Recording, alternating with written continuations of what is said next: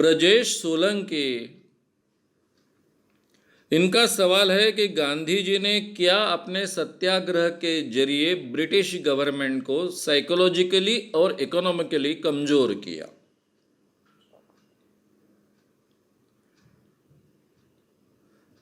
British government ने भारत की पूरी अर्थव्यवस्था खत्म कर डाली अपने 200-250 साल के शासन में। यह बात गांधी जी को बहुत अच्छे ढंग से समझ में आ गई थी, लेकिन गांधी जी इस ढंग के व्यक्ति थे कि उनका कहना था कि ब्रिटिशों ने हम पर राज नहीं करना चाहिए, उन्होंने देश छोड़कर जाना चाहिए, हमारा देश हम संभालेंगे, हमें योग्यता है, नई योग्यता है, हम देख लेंगे। इसलिए उन्होंने उनके साथ में साइकोलॉजिकल लड़ाई की, क्योंकि ब्रिटेन एक लोकतांत्रिक देश था, वहां ऑलरेडी पार्लियामेंट एस्टेब्लिश हो चुकी थी, और गांधी जी से लेकर सब लोग जो ब्रिटेन में पढ़ने के लिए गए तब तो उनको बहुत अच्छे ढंग से ब्रिटेन पता चला। इसलिए उन्होंने सत्याग्रह जैसे तंत्र का उपयोग किया अंग्रेजों के खिलाफ। उन्होंने ब्रिटिश गवर्नमेंट को साइकोलॉजिकली वीक करने का प्रयास नहीं किया, प्रभावित करने का प्रयास किया, क्योंकि वो जानते थे कि जिन ब्रिटिशों ने सैनिक शक्ति के आधार पर, अपने हथियारों के आधार पर पूरे दुनिया पर इतना बड़ा राज एस्टेब्लिश किया कि आज तक दुनिया में इतना बड़ा राज किसी ने एस्टेब्लिश नहीं किया था जहां पर सूरज नहीं डूबता है,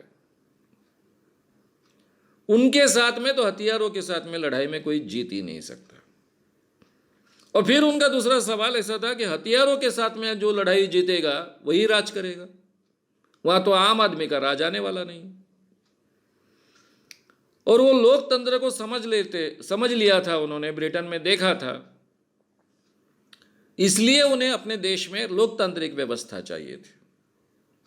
इसलिए उन्होंने सत्याग्रह का उपयोग किया ब्रिटिशों से लड़ने के लिए, क्योंकि वो जानते थे, उन्होंने लिख कर रखा है हिंद स्वराज में कि भारत में हर व्यक्ति शस्त्र धारण कर ही नहीं सकता है, उसको कई हजार सालों की आदत लगी है शस्त्र धारण न करने की। इसलिए हर भारतीय शस्त्र धारण करना संभव नहीं है।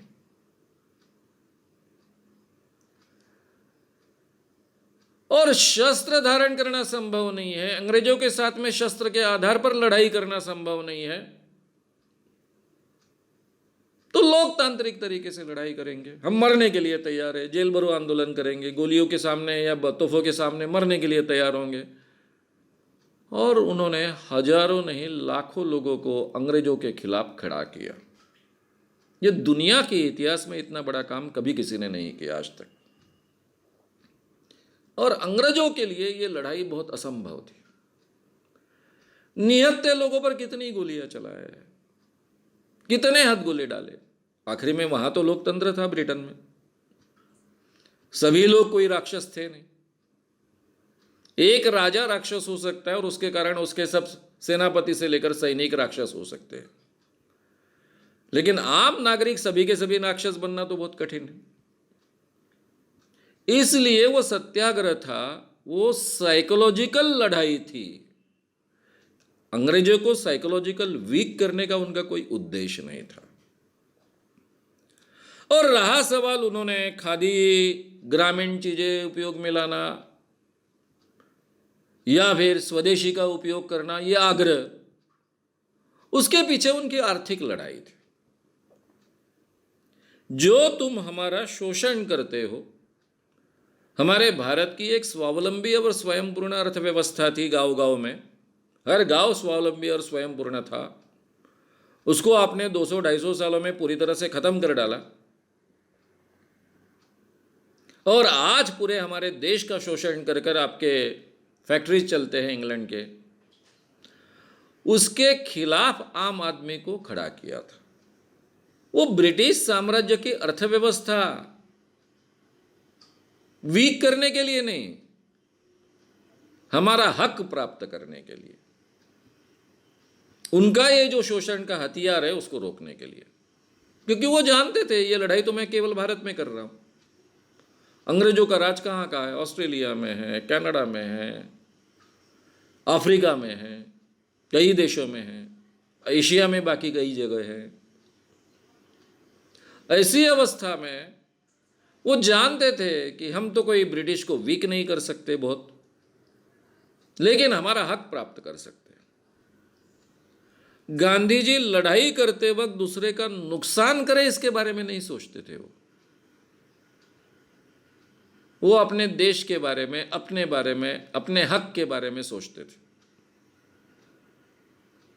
इसलिए उन्होंने कभी किसी अंग्रेज को मारने की बात नहीं कही। सेकेंड वर्ल्ड वॉर में जब सैनिकों की भर्ती का सवाल आया तब गांधी जी पहले तैयार नहीं थे। ये हिंसा के लिए भी तैयार नहीं और मैं आह्वान नहीं करूंगा। और ब्रिटिश गवर्नमेंट जानती थी कि पूरा भारत गांधी जी को मानता है, गांधी जी के शब्दों के खातिर डोलता है। तो उनका आग्रह था कि गांधी जी ने अगर आग्रह किया कि सैनिक भर्ती में शामिल हो जाओ तो बड़े पैमाने पर सैनिक भर्ती में शामिल हो गए।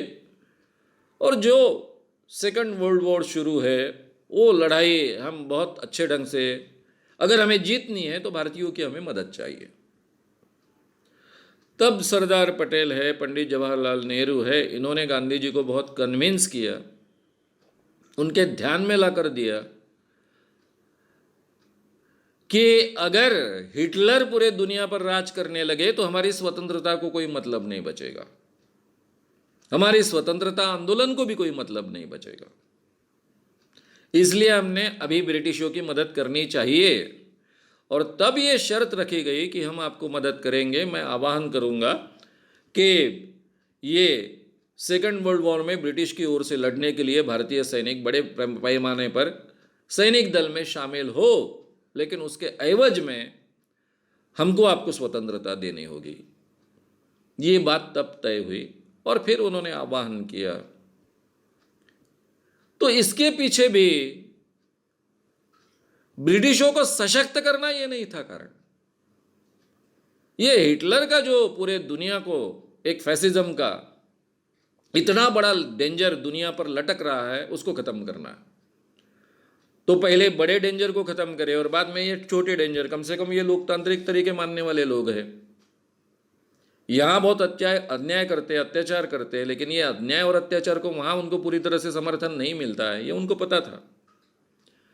और इसलिए वो अलग ढंग से लड़ाई करने वाले थे। सत्याग्रह के कारण भारत को स्वतंत्रता मिली नहीं मिली इसके बारे में लोग बहस करते रहे। अगर भारत में गांधी जी का और कांग्रेस का इतने सालों तक आंदोलन नहीं चलता तो हमारे देश में 70 साल तक लोकतंत्र टिकना असंभव था। लोकतंत्र की नींव ही गांधी जी के आंदोलन के कारण हमारे देश में गांव-गांव में पड़ सकी। और 70 सालों तक इतना विचित्र, इतना अनपढ़, इतना गरीब देश होने के बावजूद 70 सालों तक हमारे यहाँ लोकतंत्र टिक पाया। उसके बेसिक्स, उसका बेस ये गांधी जी के आंदोलन के कारण, ये अहिंसक आंदोलन के कारण, सत्याग्रह के कारण निर्माण हुआ है। अगर आपको ये वीडियो पसंद आया हो तो उसे ज़रूर लाइक करें। लोगों में ये अवेयरनेस फैलाने में हमारी मदद करें। वीडियो को ज़रूर शेयर भी करें। तो हमारे YouTube चैनल शाम मानो को विज़िट करें। ऐसे सारे वीडियोस का आनंद लेने के लिए हमारे चैनल को सब्सक्राइब करें। उसके लिए सब्सक्राइब बटन दबाएं। नए वीडियोस का नोटिफिकेशन पाने के लिए बेल आइकन दबाएं।